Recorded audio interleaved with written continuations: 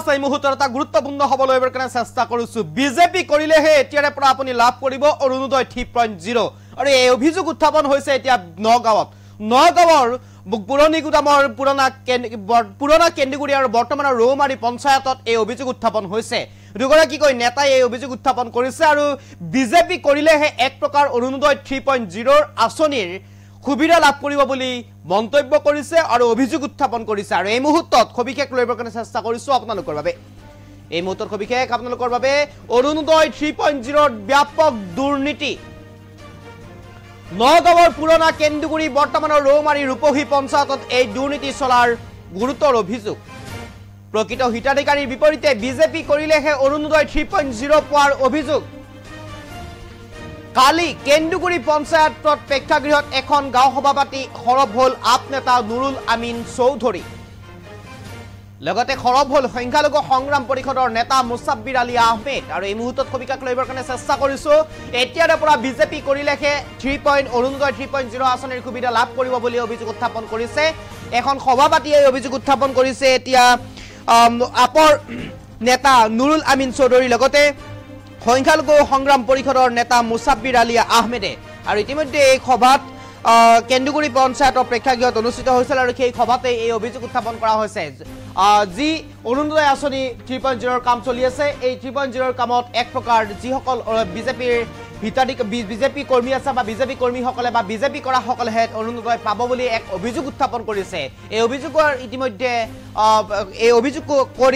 এই গাঁও সভা পাতি সৰব হৈছে আপ নেতা নুৰুল আমিন চৌধুৰীৰ লগতে সংখ্যালঘু সংগ্ৰাম পৰিষদৰ নেতা মুছাব্বিৰ আলী আহমেদ আৰু এই মুহূৰ্তত মুছাব্বিৰ আলী আহমেদ আৰু সংখ্যালঘু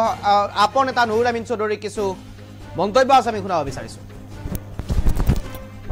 চাওক যে অতিকে দুৰ্ভাগ্যজনক কথা হ'ল মই এজন সংগ্ৰামী যুৱক কিন্তু মই বিভিন্ন কাম কাজৰ প্ৰতি মই সেইবোৰত লাগি থাকো আচলতে যেটো নেকি আপোনাৰ অৰুণোদয় আঁচনি মই এই বস্তুবোৰৰ প্ৰতি ইমানখিনি জ্ঞাত নাছিলো আৰু বিশেষকৈ মই আজি য'ত থিয় হৈ আছো এইটো হ'ল আপোনাৰ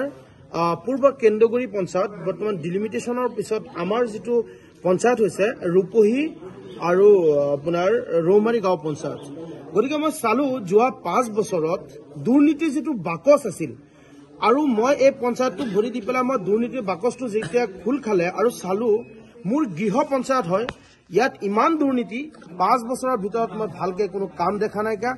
আৰু অতিকে লজ্জাজনক আৰু আচৰিত কথাটো হ'ল অসমৰ মুখ্যমন্ত্ৰী ডক্টৰ হিমন্ত বিশ্ব শৰ্মা ডাঙৰীয়া তেখেতে কয় নিকা আৰু নিষ্ঠাৰে বিজেপি চৰকাৰৰ দিনত কাম কৰিছে কিন্তু আসলতে আমি সংখ্যালঘু জনসাধাৰণৰ প্ৰতি মই ইমানখিনি কাম দেখা নাই 2-4 জন যিসকল বিজেপিৰ দালাল আৰু বিজেপিৰ এজেণ্ট এইসকলৰ দ্বাৰাহে কামবোৰ কৰি আছে আজি চাইছো মই বহু ৰাইজৰ লগত মই আলোচনা কৰিলো তেওঁলোকৰ লগত আলোচনা কৰাৰ পিছত মই গম পাইছো যে তেওঁলোকে এটা ভয় ভাবুকি দিয়া যে তোমালোকে যদি বিজেপি কৰা বা বিজেপি থাকা তোমালোকক অৰুণোদয় দিয়া হ'ব অতিকে আচৰিত আৰু ধিক্কাৰ আৰু লজ্জাজনক কথাটো হ'ল আমাৰ ৰাইজ যিসকলে কোনে ক'ত ভোট দিয়ে মই ক'বলৈ নাযাওঁ যেহেতু মই এটা নিৰপেক্ষ যুৱক মই এজন আৰু লগতে মই সংগ্ৰামী যুৱক মই সদায় চাওঁ ভাল কাম যদি কোনোবাই কৰে মই প্ৰশংসা কৰোঁ আৰু কামবোৰ বেয়া কৰিলে মই তাৰ প্ৰতিবাদ কৰোঁ কিন্তু অতিকে আচৰিত মোৰ নিজৰ গৃহ পঞ্চায়তৰ মাজত যিটো নেকি দুৰ্নীতিৰ বাকচ খোল খালে আৰু সেই বাকচটো মই খুলি চালো যে ইয়াৰ নিচিনা দুৰ্নীতি চাগে অসমৰ ভিতৰত মানে দ্বিতীয় জেগাটো আমি বিচাৰি নাপাম গতিকে আজি ইয়াত যেটো নেকি আপোনাৰ স্কটিনি কমিটি বনাইছে স্কটিনি কমিটিৰ ভিতৰত মই চালো যে এছাম মানুহ যিসকলক কমিটিৰ ভিতৰত ৰাখিছে তেওঁলোকে টিপ সহি দিয়ে আৰে ভাই এটা ৰাজনীতি দলত থকা মানুহৰ টিপ সহি দি পেলাই এই অঞ্চলটো চলাব পাৰে নেকি অসমৰ মুখ্যমন্ত্ৰী ডক্টৰ হিমন্ত বিশ্ব শৰ্মা ডাঙৰীয়া যদি আপুনি নিকা আৰু নিষ্ঠাৰে সমাজ চলাব বিচাৰিছে মই প্ৰশ্ন কৰিব বিচাৰিছো আপুনি আপোনাৰ দালালবোৰক আপুনি প্ৰথমে ঠিক কৰিব লাগিব আৰু কোনসকল দালাল ক'ত কি কাম কৰিছে ৰাজকোষৰ কাম ক'ত খৰচ কৰিছে ক'ত ব্যয় কৰিছে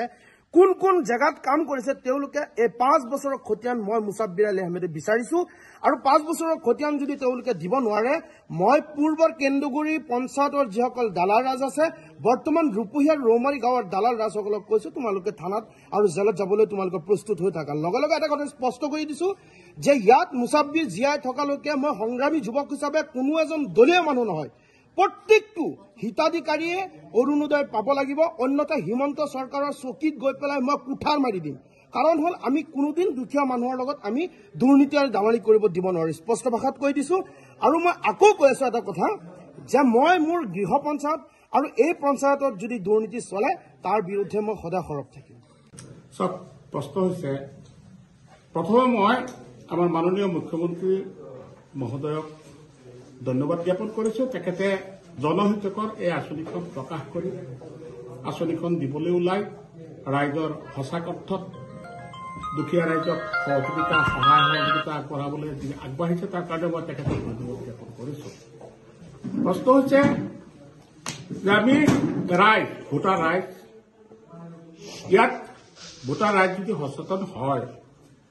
তেতিয়াহ'লে কোনো দুৰ্নীতি আশ্ৰয় নাপায়। আমি আশা কৰিছোঁ আমাৰ পঞ্চায়তত কোনো ধৰণৰ দুৰ্নীতিক প্ৰশ্ৰয় দিয়া নহ'ব। যিহেতু আমাৰ যি বাছনি কমিটি বনাই দিছে,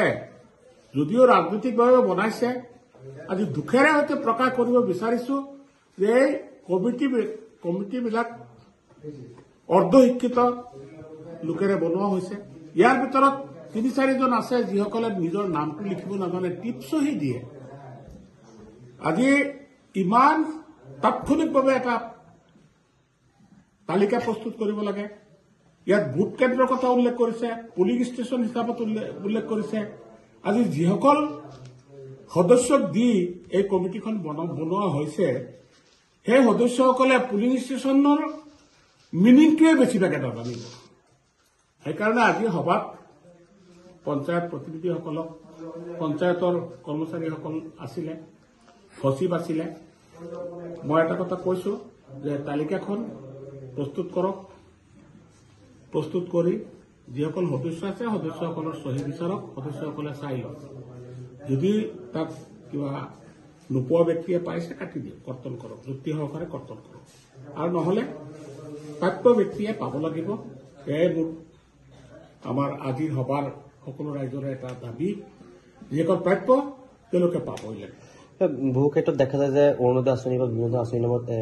একাংশ ব্যক্তিয়ে ধন দাবী কৰে বা ধনৰ বিনিময়ত আঁচনি দিয়ে। আমাৰ ইয়াতো কৰি আছে, মই এইটো প্ৰমাণ দিব নোৱাৰিম। মানুহবিলাকে আহি সোধে, মানুহবিলাকে আহি কয় কিমান টকা খৰচ কৰিব আৰু অমুকে কৈছে খৰচ কৰিব বুলি। আমি স্পষ্ট কৈ দিছো যে যিহেতু মই, মোৰ মিছেছ, মোৰ ছোৱালী এই পঞ্চায়ত, এই জিলা পৰিষদত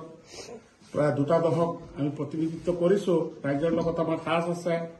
আৰু লগতে আমাৰ এটা NGO আছে, বহুত ডাঙৰ NGO। আমাৰ NGOৰ বেনিফিচিয়াৰীখিনিও পাব, বৃদ্ধাশ্ৰমৰ বেনিফিচিয়াৰীখিনিও পাব। গতিকে আমি কৈছোঁ যে আমি আপোনালোকৰ সম্পূৰ্ণ, আপোনালোকৰ ফটোষ্টেট কৰা খৰচটো আপোনালোকে কৰিব নালাগে, এইটো আমি কৰিম। আমাৰ অফিচত আছে, আমাৰ অফিচৰ পৰা আমি ফটোষ্টেট, আমাৰ ফটোষ্টেট মেচিন আছে, ফটো উঠাব লাগে, তাকো ব্যৱস্থা আছে। এইটো আমি সম্পূৰ্ণ নিজা খৰচত কৰি দিম, মোৰ খৰচত মই কৰি দিম। এইটো কোনো ধৰণৰ খৰচ নালাগে। মই ভাবিছোঁ আমাৰ পঞ্চায়তত, মই আশা কৰিছোঁ আমাৰ পঞ্চায়তত তেনেকুৱা দুৰ্নীতি হ'ব নোৱাৰে। আমি এইটো ব্যৱস্থা কৰিছোঁ। চাওক, যে অতিকে দুৰ্ভাগ্যজনক কথা হ'ল, মই এজন সংগ্ৰামী যুৱক, কিন্তু মই বিভিন্ন কাম কাজৰ প্ৰতি মই সেইবোৰত লাগি থাকোঁ। আচলতে যিটো নেকি আপোনাৰ অৰুণোদয় আঁচনি, মই এই বস্তুবোৰৰ প্ৰতি ইমানখিনি জ্ঞাত নাছিলোঁ। আৰু বিশেষকৈ মই আজি য'ত থিয় হৈ আছোঁ, এইটো হ'ল আপোনাৰ পূৰ্ব কেন্দ্ৰগুৰি পঞ্চায়ত। বৰ্তমান ডিলিমিটেশ্যনৰ পিছত আমাৰ যিটো পঞ্চায়ত হৈছে ৰূপহী আৰু আপোনাৰ ৰৌমাৰী গাঁও পঞ্চায়ত। গতিকে মই চালোঁ যোৱা 5 বছৰত দুৰ্নীতিৰ যিটো বাকচ আছিল, আৰু মই এই পঞ্চায়তটো ভৰি দি পেলাই মই দুৰ্নীতিৰ বাকচটো যেতিয়া খোল খালে আৰু চালোঁ, মোৰ গৃহ পঞ্চায়ত হয়, ইয়াত ইমান দুৰ্নীতি 5 বছৰৰ ভিতৰত মই ভালকৈ কোনো কাম দেখা নাইকা। আৰু অতিকে লজ্জাজনক আৰু আচৰিত কথাটো হ'ল, অসমৰ মুখ্যমন্ত্ৰী ডক্টৰ হিমন্ত বিশ্ব শৰ্মা ডাঙৰীয়া তেখেতে কয় নিকা আৰু নিষ্ঠাৰে বিজেপি চৰকাৰৰ দিনত কাম কৰিছে, কিন্তু আচলতে আমি সংখ্যালঘু জনসাধাৰণৰ প্ৰতি মই ইমানখিনি কাম দেখা নাই। 2-4জন যিসকল বিজেপিৰ দালাল আৰু বিজেপিৰ এজেণ্ট, এইসকলৰ দ্বাৰাইহে কামবোৰ কৰি আছে। আজি চাইছোঁ, মই বহু ৰাইজৰ লগত মই আলোচনা কৰিলোঁ, তেওঁলোকৰ লগত আলোচনা কৰাৰ পিছত মই গম পাইছোঁ যে তেওঁলোকে এটা ভয় ভাবুকি দিয়া যে তোমালোকে যদি বিজেপি কৰা বা বিজেপিত থাকা তোমালোকক অৰুণোদয় দিয়া হ'ব। অতিকে আচৰিত আৰু ধিক্কাৰ আৰু লজ্জাজনক কথাটো হ'ল, আমাৰ ৰাইজ যিসকলে কোনে ক'ত ভোট দিয়ে মই ক'বলৈ নাযাওঁ, যিহেতু মই এটা নিৰপেক্ষ যুৱক, মই এজন, আৰু লগতে মই সংগ্ৰামী যুৱক। মই সদায় চাওঁ, ভাল কাম যদি কোনোবাই কৰে মই প্ৰশংসা কৰোঁ, আৰু কামবোৰ বেয়া কৰিলে মই তাৰ প্ৰতিবাদ কৰোঁ।